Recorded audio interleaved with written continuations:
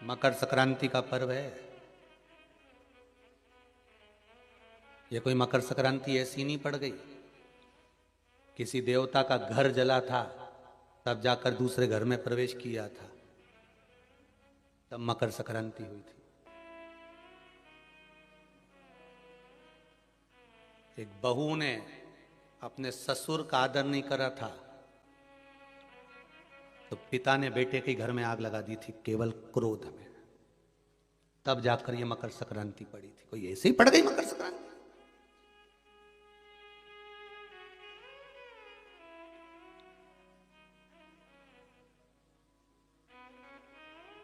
कह दिया आपने तो कि मकर संक्रांति का दान बड़ा प्रबल होता है, पर उस दान की महत्वता क्या है? हमारे शास्त्र क्या कर रहे हैं, हमारे पुराण क्या कर रहे हैं, हमारे वेद क्या कर रहे हैं? हम तो सुनते हुए आए भीष्म पितामह पांडवों की सैया पर पड़े तो उत्तरायण सूर्य आने वाला था, इसलिए तब प्राण त्यागूंगा।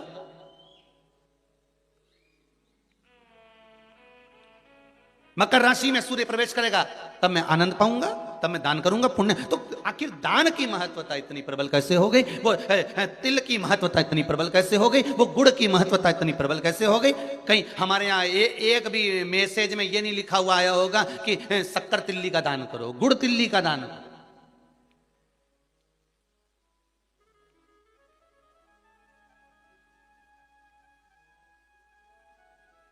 ज्योतिष के हिसाब से तिल शनि है और गुड़ सूर्य है। ज्योतिष के हिसाब से तिल शनि है और गुड़ सूर्य है। कोई साधारण सा भाव नहीं प्रगटा है महाराज जी। इस मकर संक्रांति पर केवल लोगों ने कह दिया कि पतंग उड़ा लो, तो कितनी अच्छी बात है, हिंदू धर्म में कम से कम एक दिन दिया, उड़ा लो, जितनी मैंने उड़ाओ, पर एक ही दिन उड़ाना रहे और एक ही दिन काटना। बाकी के दिनों में ना तो किसी के बारे में उड़ाना और ना किसी की काटना।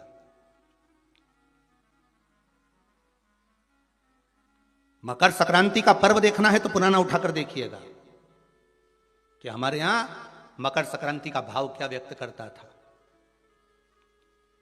क्या कहता था।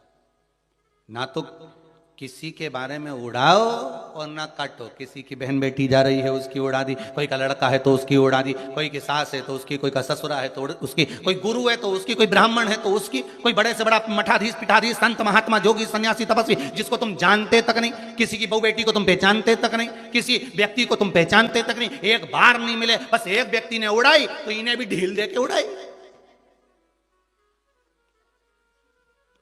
अब वो एक ने उड़ाई तो तुमने भी उड़ा दिया। अरे हमारे तो हिंदू धर्म में एक दिन दिया है मकर संक्रांति का दिन कि खूब छत पर जा उड़ा ले जितनी उड़ाना है, पर किसी की गलत शब्द से मत उड़ाना, किसी के लिए आड़ा टेढ़ा मत बोलना, किसी के लिए ऐसा मत बोल जाना क्योंकि तुम उसको पहचानते ही नहीं हो। बस उसने उड़ाई तुम उसके साथ मिल गए, दे ढील, सर्किल तो तुम ही पकड़े थे, उड़ाए जा उड़ाए जा उड़ाए जा।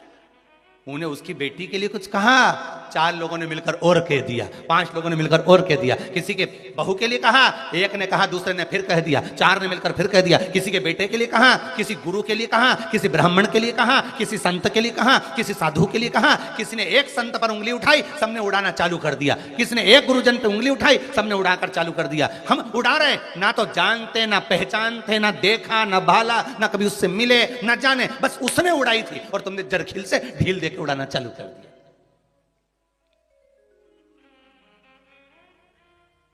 अरे कितना हमारी भारत की भूमि को पहचानो तो रे भाई। ये वो भारत की भूमि है जहां मोहल्ले में एक दुकान लगी हुई है और एक दुकान की अगर बोनी नहीं होती थी तो दूसरी दुकान वाला अन्न नहीं खाता था। वो नियम अभी भी खत्म नहीं हुआ, अब मरे तक रह गया कि मोहल्ले में कोई मर जाता है तो मोहल्ले के लोग अन्न नहीं बनाते, खाते नहीं जब तक कि वो अर्थी नहीं उठ जाती।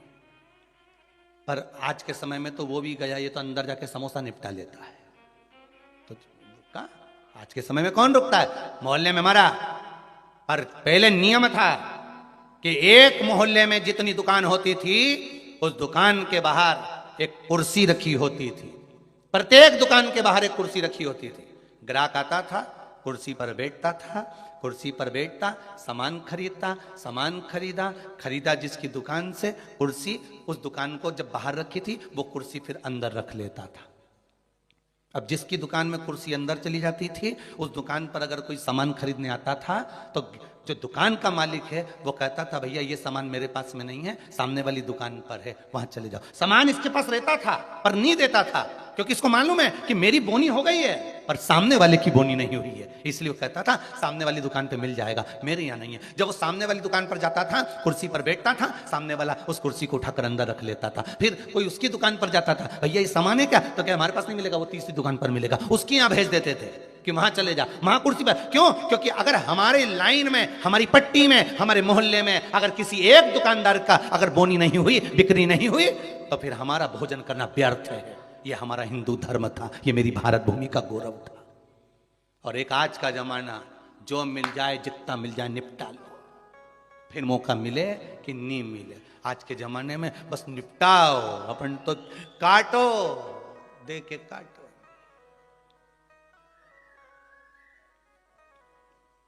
अरे भगवान से भी कहना, पतंग उड़े आकाश माने, डोर थारा हाथ मां, ओ वल्लभ मारी पतंग ऊंची राख जो। श्री जी बाबा मारी पतंग ऊंची राख जो, गोवर्धन बाबा मारी पतंग ऊंची राख, ओ भोले बाबा मारी पतंग ऊंची राख जो। भगवान से प्रार्थना करना, और दिया एक दिन भगवान ने, उड़ा लो जितनी उड़ाना है।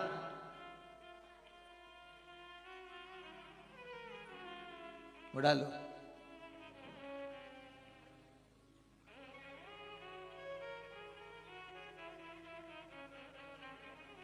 महाराज ज्योतिष में तिल को शनि और गुड़ को जम के बोलो जरा सूर्य कहा गया। कितनी भी विषम परिस्थिति आ जाए, कितनी भी विषम,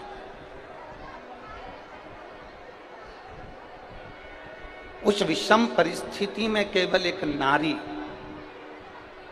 उस विषम परिस्थिति में केवल एक स्त्री, उस विषम परिस्थिति में एक स्त्री, एक नारी एक ऐसी होती है जो उस विषम परिस्थिति में, चाहे वो आपके घर की माँ हो, आपके घर की बहन हो, आपके घर की बेटी हो, आपके घर की धर्म पत्नी हो, आपके घर की बुआ हो, आपके घर की काकी हो, आपके घर की नानी हो, आपके घर की दादी हो, कोई भी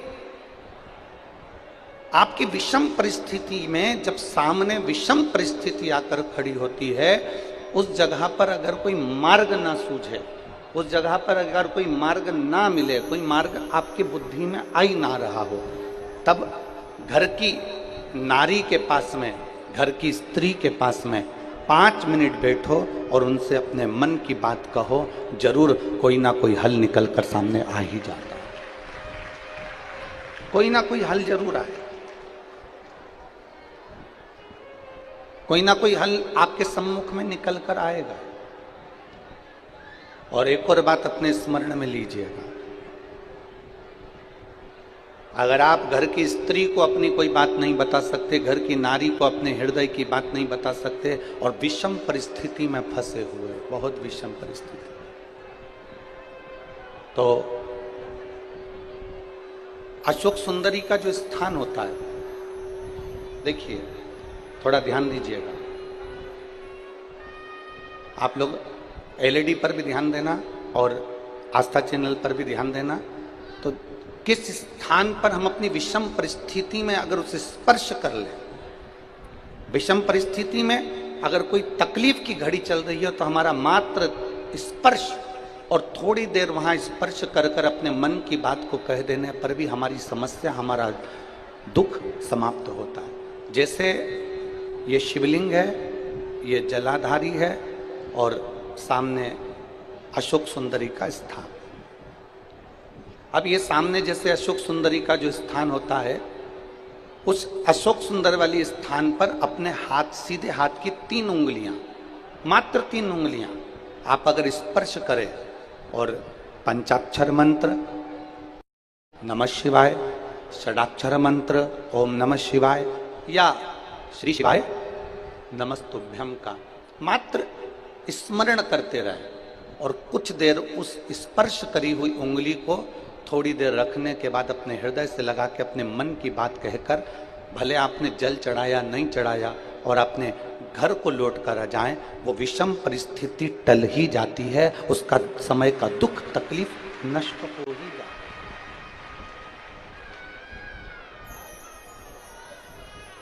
वो एक विषम परिस्थिति को टालने का स्थान है।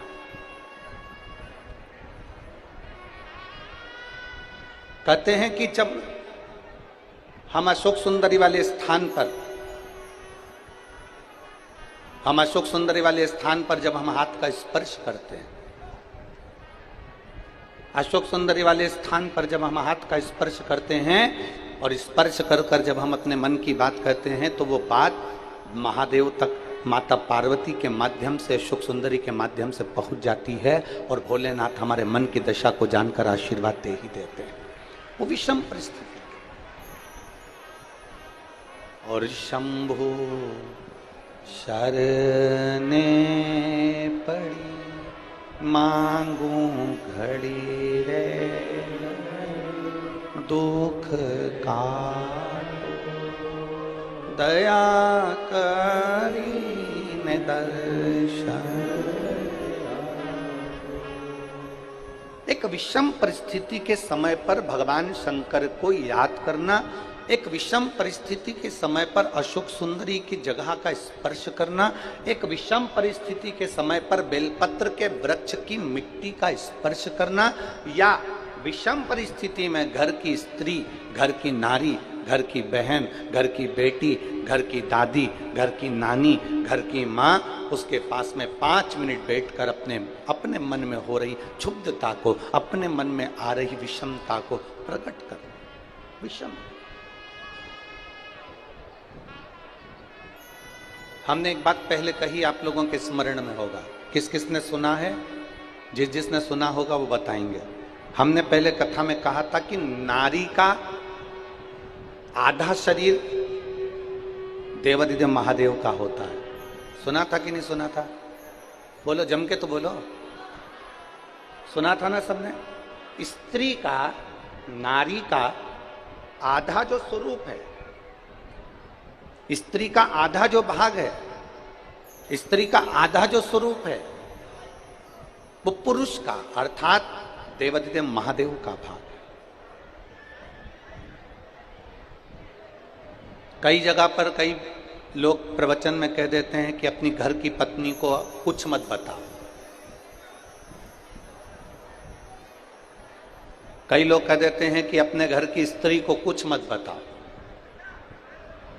कई लोग कह देते हैं अपने प्रवचन में, आपने भी प्रवचनों में सुना होगा कि घर की नारी को कुछ मत बताओ, घर की स्त्री को कुछ मत बताओ, कुछ मत बोलो, घर की स्त्री को घर आपके मन की दशा बताओ मत।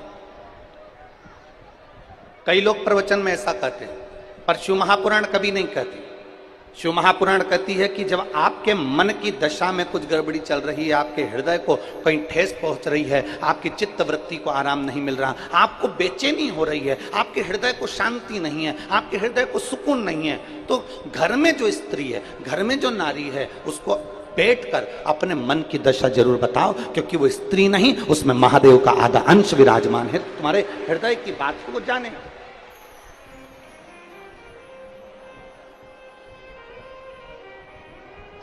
आपके हृदय की मनोदशा को वो पहचाने, आपके हृदय की बात को वो जानने का प्रयास करे, उसको कहो। जिस समय दुख की घड़ी चल रही हो, तकलीफ की घड़ी चल रही हो, कष्ट की घड़ी चल रही हो, बहुत तकलीफ हो जीवन में चल रही हो, बहुत तकलीफ जब जिंदगी में चल रही हो, उस समय पर 2 बेलपत्र और 2 पुष्प,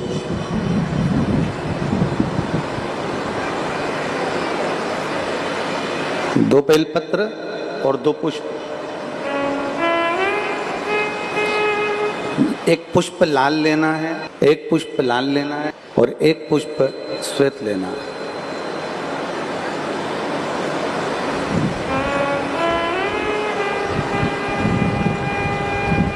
जो लाल पुष्प वाला बेलपत्र है उसको अशोक सुंदरी वाली जगह पर समर्पित करना।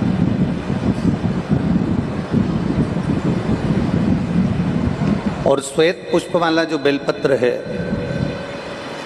सफेद पुष्प वाला जो बेलपत्र है, उसको भगवान शंकर का जो शिवलिंग है, भगवान शिव का जो शिवलिंग है उस पर समर्पित करना।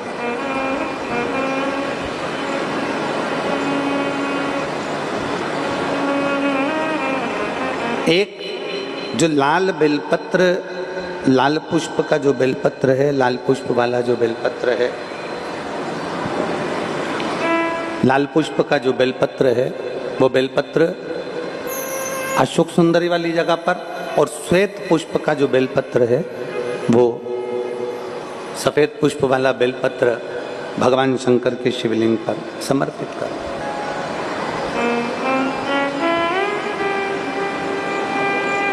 अपने दिल की कामना अपने मन से बाबा से प्रार्थना करो, अपने हृदय से भगवान शिव को कहो और दिल से देवाधिदेव महादेव को कह कर आओ, दिल से, हृदय से।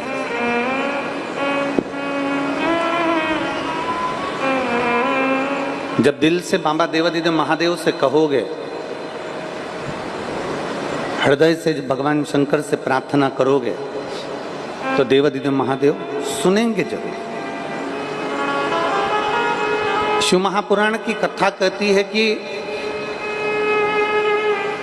विषम परिस्थिति में, तकलीफ की घड़ी में, विषम परिस्थिति में, तकलीफ की घड़ी में, कष्ट की घड़ी में, विषम परिस्थिति में प्रयास करो कि हम शंकर और पार्वती, शिव और पार्वती को पुकारें।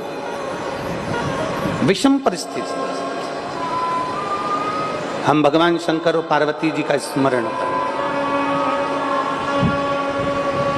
विषम परिस्थिति में हम देवाधिदेव महादेव और माता पार्वती का स्मरण करें। कई लोग कहते हैं कि गुरुजी हम शिव जी को जल चढ़ाते हैं और देवाधिदेव महादेव को जल चढ़ाते हैं, तो क्या पार्वती जी को भी जल चढ़ाने जाना पड़ेगा? पार्वती जी को भी जल चढ़ाने के लिए जाना है? शिव महापुराण की कथा कहती है, आप अगर हृदय रखकर जड़ ध्यान देंगे, जैसे ये शिवलिंग है, ये जलाधारी है, और अगर आप हृदय रखकर, जब हम देवाधिदेव महादेव को जल चढ़ाते हैं, शंकर जी को जल चढ़ाते हैं, और वहीं जल चढ़ाते चढ़ाते आप अशोक सुंदरी वाली जगह अर्थात माता पार्वती जी का हस्तकमल और अशोक सुंदरी वाली जगह पर भी अपने जल को थोड़ी सी धार लगा देते हैं, तो शंकर और पार्वती दोनों को ही वो जल समर्पित हो जाता है। वैसे तो